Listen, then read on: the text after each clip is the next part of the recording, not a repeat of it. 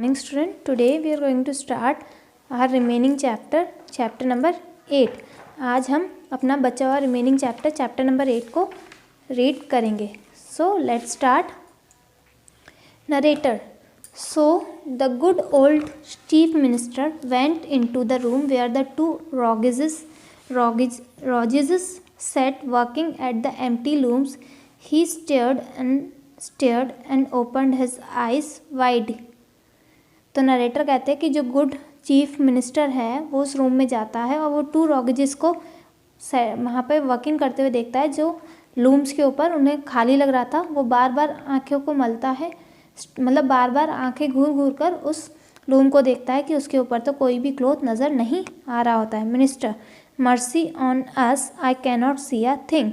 वो कहता है गॉड ये क्या हो रहा है, मुझे कुछ दिखाई क्यों नहीं दे रहा है. Weavers. Step a little nearer. Is not this a beautiful pattern and the colors are they not wonderful. Weavers कहते हैं उसके पास जाते हुए कि ये क्या अच्छा नहीं है, ये बहुत ही इसके डिज़ाइंस वगैरह अच्छा नहीं है, इसका कलर कैसा है, क्या ये अच्छा नहीं लग रहा है. Narrator. And they pointed to the empty looms. और वो उस एम्प्टी लूम्स की तरफ इशारा करते हुए ये सब बोल रहे होते हैं. The poor old minister put on his spectacles. जो बेचारा प्रधानमंत्री होता है वो अपने आँखों पर चश्मा लगा लेता है. And went over the looms but he could not see anything for there was nothing to see. पर स्पेक्स लगा लेता है, चश्मा लगा लेता है और वो उसके लूम के ऊपर बेंट करके देखता है पर उसे फिर भी कुछ दिखाई नहीं देता है. क्योंकि वहाँ कुछ होता ही नहीं है देखने के लिए. Minister thinking oh dear is it possible that I am too stupid to see the cloth. तो मिनिस्टर सोचता है कि क्या सच में मैं भी ये पॉसिबल है कि मैं भी एक स्टूपिड हूँ जिसे ये क्लोथ नहीं दिखाई दे रहा है. Certainly no one must know it. तो वो सोचता है कि किसी को भी पता नहीं लगना चाहिए कि मैं मूर्ख हूँ. Weavers. Well sir what do you think of it. तो वो वीवर्स मिनिस्टर से कहते हैं कि तो बताइए सर कपड़े कैसे बने हैं, राजा के लिए जो कपड़े हमने बनाए हैं वो कैसे लग रहे हैं. Minister. Oh it is charming and beautiful. तो मिनिस्टर कहता है कि ये तो बहुत ही चार्मिंग, बहुत ही सुंदर और ब्यूटीफुल हैं. The colours are gorgeous and the pattern is just wonderful. जो कलर्स हैं बहुत ही ब्यूटीफुल हैं और उसका पैटर्न भी बहुत ही शानदार है, बहुत ही वंडरफुल है. नरेटर.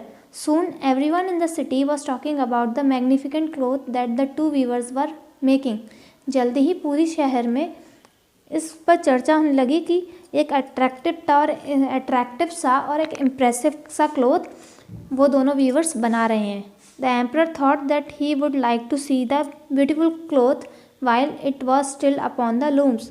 तो एम्परर सोचता है कि मुझे भी उस कपड़े को देख कर आना चाहिए जो अभी तक भी लूम पर बन रहा है. Emperor thinking what is this. Emperor सोचता है ये क्या है. I see nothing at all. मुझे तो कुछ दिखाई नहीं दे रहा है. Am I not fit to be an emperor. क्या मैं एक राजा बनने के योग्य नहीं हूँ. Am I a dunce. क्या मैं मूर्ख हूँ. If that were known I will be asked to give up my kingdom. अगर किसी को भी ये पता लग जाएगा तो सभी मुझे अपना राज्य छोड़ने के लिए मजबूर होना पड़ेगा. सब मुझे राज्य छोड़ने के लिए कहेंगे. Narrator. Then he said. Narrator फिर कहते हैं emperor. Yes it is very pretty. I could not be better pleased. Emperor बोलते हैं हाँ ये तो बहुत ही सुंदर है, मैं इसके बारे में और कुछ नहीं कह सकता, मैं इसकी क्या तारीफ़ करूँ. Narrator. He smiled and nodded his head and stared at the empty loom. Narrator जो होता है वो स्माइल करता है, अपने सर को हिलाता हुआ और उस खाली लूम के ऊपर देखने लगता है. His courtiers too looked and looked but saw no more than the others. उसके जो कोर्ट के जो सिपाही थे, राजमंत्री थे, वो भी बार बार देख रहे थे पर उन्हें भी कुछ दिखाई नहीं दे रहा था. Yet they all give admiring looks. वो भी अलग अलग तरीके के लुक्स दे रहे थे. कोर्टियर्स. It is wonderful. ये बहुत सुंदर है. कोर्टियर्स यानी जो भी राजा के दरबार में दरबारी बैठते थे वो सभी कह रहे थे ये बहुत सुंदर, जबकि उन्हें कुछ दिखाई नहीं दे रहा था वहाँ। Narrator, they asked the emperor to wear a suit made from this cloth in a great procession that was soon to take place. तो एम्परर, जो नरेटर बताते हैं कि जो एम्परर है उसको वो सूट पहनने की सलाह दी गई, कब? जब एक बहुत ही महत्वपूर्ण सेलिब्रेशन यानी कि एक कार्यक्रम जल्दी ही आयोजित किया जाने वाला था, उस दौरान उसको पहनने के लिए राजा से कहा गया। The emperor gave each of the rogues a royal bandages to wear and call them the imperial court viewers.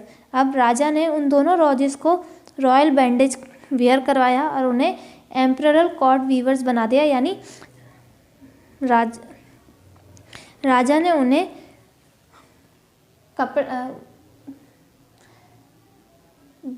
राज्य का कपड़े बनाने वाले, अच्छे कपड़े बनाने वाले टेक्सटाइल यानी वीवर्स यानी अच्छे कपड़े बनाने वाला घोषित कर दिया। Weavers, the day of the procession is getting nearer. Weavers कहते हैं कि जल्दी ही कार्यक्रम का दिन आने वाला है।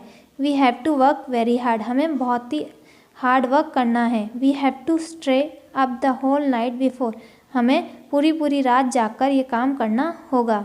Narrator, through the shining windows the people could see them hard at work. तो नरेटर बता रहे कि एक विंडो थी, उसमें से लोग उन्हें बहुत ही कड़ी मेहनत करते देखते थे। They sewed strong stitches without any thread, वो बिना किसी थ्रेड के ही स्ट्रॉन्ग, उन्हें लगता था कि वो कुछ सिल रहे हैं। And at last they said, और आखिरी में उन्होंने कहा weavers the clothes are ready. Weavers ने कहा कि जो कपड़े हैं वो बनकर तैयार हो गए हैं। Emperor, I am so excited, let me put on my new suit. तो एम्परर यानी राजा जो होता है वो कहता है कि मैं बहुत ही एक्साइटेड हूँ, बहुत ही खुश हूँ, चलो मुझे इसे अब पहनने दो। So student, today we have read chapter till here. In next class we will read the remaining part of this chapter. So please watch the video very carefully and read the chapter again and again to know what is going in the story and how to pronounce each word. So watch the video very carefully. Thank you. Have a good day.